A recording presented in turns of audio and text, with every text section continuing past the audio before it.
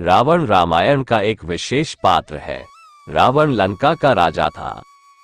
वह अपने 10 सिरों के कारण भी जाना जाता था, साधारण से 10 गुना अधिक मस्तिष्क शक्ति, जिसके कारण उसका नाम दशानन भी था। किसी भी कृति के लिए अच्छे पात्रों के साथ ही साथ बुरे पात्रों का होना अति आवश्यक है, किंतु रावण में अवगुण की अपेक्षा गुण अधिक थे। जीतने वाला हमेशा अपने को उत्तम लिखता है, अतः रावण को बुरा कहा गया है। रावण को चारों वेदों का ज्ञाता कहा गया है। संगीत के क्षेत्र में भी रावण की विद्वता अपने समय में अद्वितीय मानी जाती है। वीणा बजाने में रावण सिद्धहस्त था। उसने एक वाद्य बनाया भी था, जिसे जो आज के बेला या वायलिन का ही मूल और प्रारंभिक रूप है, जिसे अब रावण हत्था कहा जाता है। पौराणिक उल्लेख के बारे में जानते हैं। पद्म पुराण तथा श्रीमद् भागवत पुराण के अनुसार हिरण्याक्ष एवं हिरण्यकशिपु दूसरे जन्म में रावण और कुंभकर्ण के रूप में पैदा हुए। वाल्मीकि रामायण के अनुसार रावण पुलस्त्य मुनि का पोता था, अर्थात उनके पुत्र विश्रवा का पुत्र था। विश्रवा की वरवर्णिनी और कैकसी नामक 2 पत्नियां थीं। वरवर्णिनी के कुबेर को जन्म देने पर सौतिया दाहवश कैकसी ने कुबेला में गर्भ धारण किया। इसी कारण से उसके गर्भ से रावण तथा कुंभकर्ण जैसे क्रूर स्वभाव वाले भयंकर राक्षस उत्पन्न हुए। तुलसीदास के रामचरितमानस में रावण का जन्म शाप के कारण हुआ था। वे नारद एवं प्रताप भानु की कथाओं को रावण के जन्म कारण बताते हैं। अब आप रावण के गुण के बारे में जानेंगे। रावण में कितना ही राक्षसत्व क्यों न हो, उसके गुणों को विस्मृत नहीं किया जा सकता। रावण एक अति बुद्धिमान ब्राह्मण तथा शंकर भगवान का बहुत बड़ा भक्त था। वह महातेजस्वी, प्रतापी, पराक्रमी, रूपवान तथा विद्वान था।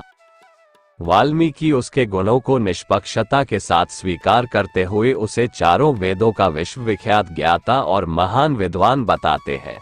वे अपने रामायण में हनुमान का रावण के दरबार में प्रवेश के समय लिखते हैं, अहो रूपमहो धैर्य महोत्सव महोद्युति, अहो राक्षस राजस्य सर्वलक्षण युक्तता। आगे वे लिखते हैं, रावण को देखते ही राम मुग्ध हो जाते हैं और कहते हैं कि रूप, सौंदर्य, धैर्य, कांति तथा सर्व लक्षण युक्त होने पर भी यदि इस रावण में अधर्म बलवान न होता तो ये देवलोक का भी स्वामी बन जाता। रावण जहां दुष्ट था और पापी था, वहीं उसमें शिष्टाचार और ऊंचे आदर्श वाली मर्यादाएं भी थीं। राम के वियोग में दुखी सीता से रावण ने कहा है, हे सीते, यदि तुम मेरे प्रति काम भाव नहीं रखती तो मैं तुझे स्पर्श नहीं कर सकता। शास्त्रों के अनुसार वंध्या, रजस्वला, अकामा आदि स्त्री को स्पर्श करने का निषेध है, अतः अपने प्रति अकामा सीता को स्पर्श न करके रावण मर्यादा का ही आचरण करता है। वाल्मीकि रामायण और रामचरितमानस दोनों ही ग्रंथों में रावण को बहुत महत्व दिया गया है। राक्षसी माता और ऋषि पिता की संतान होने के कारण सदैव 2 परस्पर विरोधी तत्व रावण के अंतःकरण को मथते रहते हैं। अब हम रावण के अवगुण के बारे में जानेंगे। वाल्मीकि रावण के अधर्मी होने को उसका मुख्य अवगुण मानते हैं। उनके रामायण में रावण के वध होने पर मंदोदरी विलाप करते हुए कहती है, अनेक यज्ञों का विलोप करने वाले, धर्म व्यवस्थाओं को तोड़ने वाले, देव असुर और मनुष्यों की कन्याओं का जहां तहां से हरण करने वाले, आज तू अपने इन पाप कर्मों के कारण ही वध को प्राप्त हुआ है। तुलसीदास जी केवल उसके अहंकार को ही उसका मुख्य अवगुण बताते हैं। उन्होंने रावण को बाहरी तौर से राम से शत्रु भाव रखते हुए हृदय से उनका भक्त बताया है। तुलसीदास के अनुसार रावण सोचता है कि यदि स्वयं भगवान ने अवतार लिया है तो मैं जाकर उनसे हठपूर्वक बैर करूंगा और प्रभु के बाण के आघात से प्राण छोड़कर भव बंधन से मुक्त हो जाऊंगा। रावण सत्ता के मद में मस्त होकर देवताओं, ऋषियों, यक्षों और गंधर्वों को विभिन्न प्रकार से कष्ट देने लगा।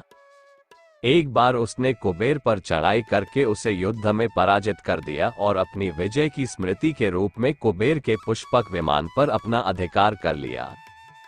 पुष्पक विमान का वेग मन के समान तीव्र था। वह अपने ऊपर बैठे हुए लोगों को इच्छानुसार छोटा या बड़ा रूप धारण कर सकता था। पुष्पक विमान में मणि और सोने की सीढ़ियां बनी हुई थी और तपाए हुए सोने के आसन बने हुए थे।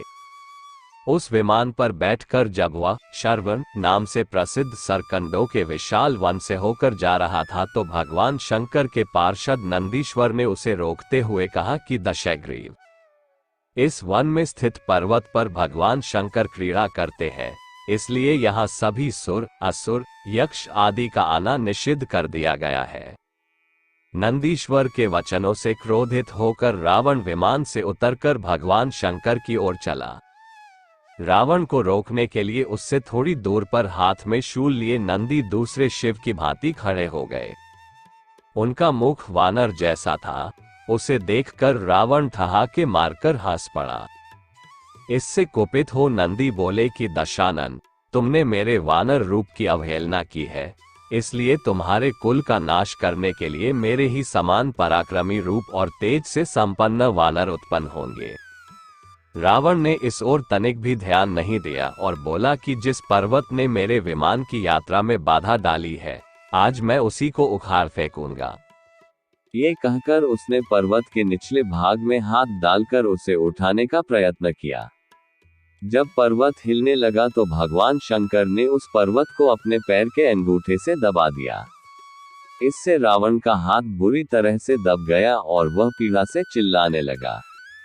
जब रावण किसी प्रकार से हाथ न निकाल सका तो रोते रोते भगवान शंकर की स्तुति और क्षमा प्रार्थना करने लगा। उस दिन से दशग्रीव दशानन का नाम रावण रख दिया। इस पर भगवान शंकर ने उसे क्षमा कर दिया और उसकी प्रार्थना करने पर उसे एक चंद्रहास नामक खड्ग भी दिया। रावण के 10 सिर का क्या है राज जानते हैं? रावण के 10 सिर होने की चर्चा रामायण में आती है। वह कृष्ण पक्ष की अमावस्या को युद्ध के लिए चला था तथा एक एक दिन क्रमशः एक एक सिर कटते हैं। इस तरह 10वें दिन अर्थात शुक्ल पक्ष की दशमी को रावण का वध होता है। रामचरितमानस में ये भी वर्णन आता है कि जिस सिर को राम अपने बाण से काट देते हैं पुनः उसके स्थान पर दूसरा सिर उभर आता था। विचार करने की बात है कि क्या एक अंग के कट जाने पर वहां पुनः नया अंग उत्पन्न हो सकता है। वस्तुतः रावण के ये सिर कृत्रिम थे, आसुरी माया से बने हुए। मारीच का चांदी के बिंदुओं से युक्त स्वर्ण मृग बन जाना, रावण का सीता के समक्ष राम का कटा हुआ सिर रखना आदि से सिद्ध होता है कि राक्षस मायावी थे। वे अनेक प्रकार के इंद्रजाल, जादू जानते थे। तो रावण के 10 सिर और 20 हाथों को भी कृत्रिम माना जा सकता है। रावण ने अपने इष्ट देव ब्रह्मा से वरदान प्राप्त किया था। कथा के अनुसार तपस्या के बल पर कुबेर को देवताओं का कोषाध्यक्ष होने का गौरव प्राप्त हुआ। ये जानकर रावण की महत्वाकांक्षा जागृत हो गई। इसके बाद उसने तपस्या करने की ठान ली। रावण के साथ कुंभकर्ण और विभीषण भी ब्रह्मा की तपस्या करने के लिए तैयार हो गए। तीनों ने अपनी कठोर तपस्या से ब्रह्मा को प्रसन्न कर लिया। ब्रह्मा ने रावण से वरदान मांगने को कहा। इसके बाद रावण ने अपने लिए सदैव अजर अमर होने का वरदान मांगा। इससे ब्रह्मा जी असमंजस में डूब गए। कारण ये था कि मृत्यु लोक में जिसका जन्म हुआ है उसका मरण सुनिश्चित है।